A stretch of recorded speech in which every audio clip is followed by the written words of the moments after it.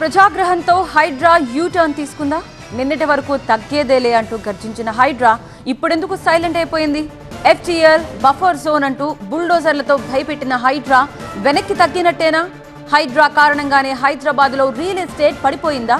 మరి ఇప్పటి వరకు చేసిన కూల్చివేతలతో జరిగిన నష్టం సంగతి ఏంటి? బాధితుల గోడుకు సమాధానం చెప్పేదెవరు? ఇలాంటి ఎన్నో ప్రశ్నల్ని హైడ్రా చీఫ్ రంగనాథ్కి సంబంధించి TV9 ప్రత్యేకంగా ఇంటర్వ్యూ చేసింది.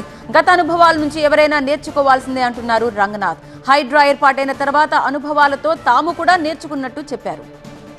హైడ్రా చీఫ్ రంగనాథ్ ఇంకా ఏమన్నారో మా సీనియర్ కరెస్పాండెంట్ లక్ష్మీకాంత్ రిపోర్ట్ చేస్తారు. రంగనాథ్ గారు, మీకు ముక్కుసూటిగా డైరెక్ట్గా కొన్ని క్వశ్చన్స్ తెలంగాణ ప్రజల తరఫున TV9 డైరెక్ట్గా అడుగుతుంది. రంగనాథ్ గారు, ఇప్పుడు హైడ్రా యూటర్న్ ఎందుకు తీసుకుంది? యూటర్న్ తీసుకుందని ఎవరన్నారు? యూటర్న్ ఎందుకు అవుతుందని అంటున్నారు మీరు? యాజ్ ఇట్ ఈజ్ ఏదైతే పాత్రలో వెళ్తున్నామో, ఏదైతే దారిలో వెళ్తున్నామో అదే దారిలో వెళ్తున్నాం. చెరువులు, నాలాలు, లేకపోతే ప్రభుత్వ ఆస్తులు, పార్కులు అండ్ రోడ్స్ పరిరక్షణలో ఏవైతే పద్ధతులు అవలంబిస్తూ వచ్చామో మొదటి నుంచి అదే పద్ధతిని అవలంబిస్తున్నాం. కమిషనర్ గారు, ఇప్పుడు మీరు చెరువులను, నాలాలను కావచ్చు కబ్జా చేసి ఉంది, దాంట్లో పర్మిషన్లు పొంది కబ్జా చేసిన నిర్మాణాలను ఎటువంటి పరిస్థితుల్లో ఉపయోగించాం, కూల్చివేస్తామని గతంలో మొత్తం 56 చెరువులు లిస్ట్ ఇచ్చి టార్గెట్ పెట్టి కూల్చివేస్తూ వచ్చారు. బట్ ఇప్పుడు ఆ నిర్మాణాలు ఏవైనా ఉంటే, అనుమతులు ఉంటే కూల్చము, దాన్ని భయపడిన అవసరం లేదు అని మీరు అంటున్నారు. ఇది కాదంటారా? పర్మిషన్స్ తీసుకున్న వాటిల్లో మీరు గవర్నమెంట్ ఒక పాలసీ డెసిషన్ తీసుకుంటారు. ఇప్పుడు మీరే అంటారు, రేపు సపోజు దాంట్లో ఫ్లాట్స్ కట్టిన వాళ్ళు ఎవరు ఉంటారు. ఇప్పుడు సపోజు ఒక దాంట్లో పర్మిషన్ తోటి ఎక్కడో ఫ్లాట్స్ కట్టారు అనుకున్నారు, అక్కడ వేలాది మంది కొన్నారు.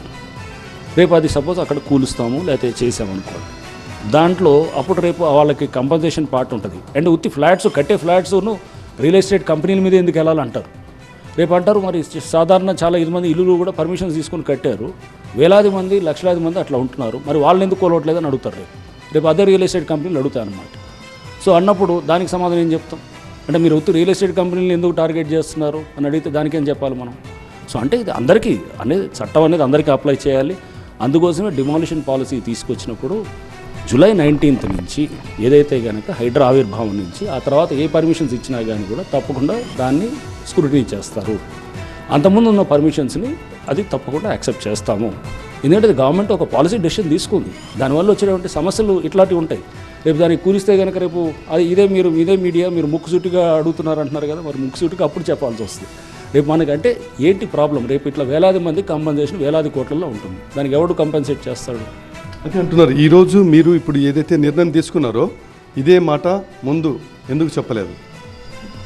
ముందు మీకు చెప్పినప్పుడు ఫస్ట్ నుంచి కూడా అంటే పర్మిషన్స్ దానికి ఉన్నాయా లేదా అనేది అప్పుడు ఇంకా క్లారిటీ లేకుండింది. అసలు వెళ్ళే కొద్దీ నేను అది చెప్పాను, ఎక్స్పీరియన్సెస్ దృష్ట్యా మనం తీసుకుంటుంది. మనం ఎట్లా పోవాలి అంటే కొన్ని అనుభవాలు మనకి ఎక్కడ కొన్ని చోట్ల అనుభవాల రీత్యా మనం ఇప్పుడు లైఫ్లో వెళ్ళే కొద్దీ అనుభవం ఒకటి వచ్చినప్పుడు దాన్ని బట్టి మనం ఈ మెథడ్ని ఇలా తీసుకెళ్ళాలి, ముందుకి ఈ ఇష్యూని ఇలా హ్యాండిల్ చేయాలనేది ఉంటుంది.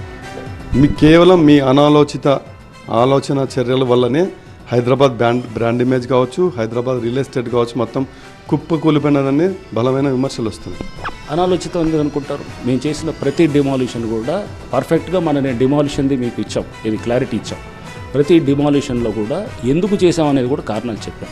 సో మొత్తం మీద హైడ్రా యాక్షన్ ఖచ్చితంగా ట్రాన్స్పరెన్సీగానే చేసింది. ఇప్పటివరకు కూల్చివేసిన నిర్మాణాలు మొత్తం కూడా అక్రమ నిర్మాణాలే. ఎటువంటి పరిస్థితుల్లో వారు సరైన అనుమతులు లేకపోవడం వల్లనే వారిపైన యాక్షన్ తీసుకోవడం జరిగింది. కెమెరా పర్సన్ ప్రసాద్తో లక్ష్మీకాంత్, TV9 హైదరాబాద్.